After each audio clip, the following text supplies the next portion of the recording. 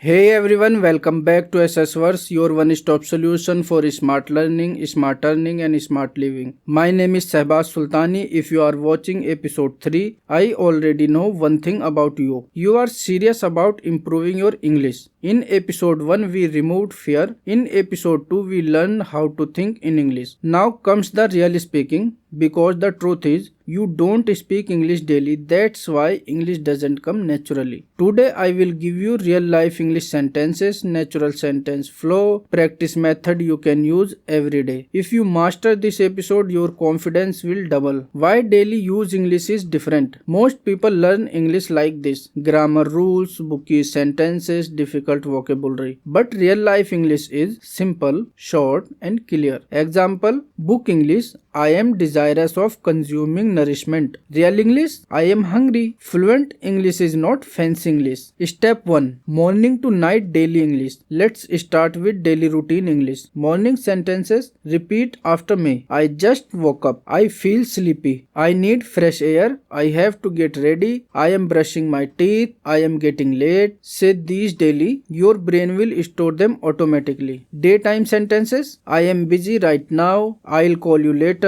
I am at work. I need a break. I am feeling tired. Let me think. These sentences are used every day. Night sentences. I am done for the day. I am exhausted. I need rest. Today was productive. I'll sleep early. Good night. Take care. This is real life English. Step 2. Most used English sentences structures. Instead of memorizing 1000 sentences, learn structures. Structure 1. I am. I am ready. I am confused. I am learning. I am serious. Structure number 2. I have. I have work. I have time. I have an idea. I have tired. Structure number 3. I need to. I need to improve. I need to go. I need to focus. Structure number 4. Let me. Let me try. Let me explain. Let me check. These patterns create automatic speech. Step number 3. English for common situations. Suppose if you are at a shop, how much is this? Do you have another size? It's too expensive. I'll take this. Can you give a discount? On a phone call. If you are on phone call, hello, is this? May I speak to? I'll call you back. The line is busy. Can you hear me? At work or in office, I am working on it. I'll update you. Let's discuss later. I am not available right now. That sounds good. This is spoken English, not exam English. Step 4.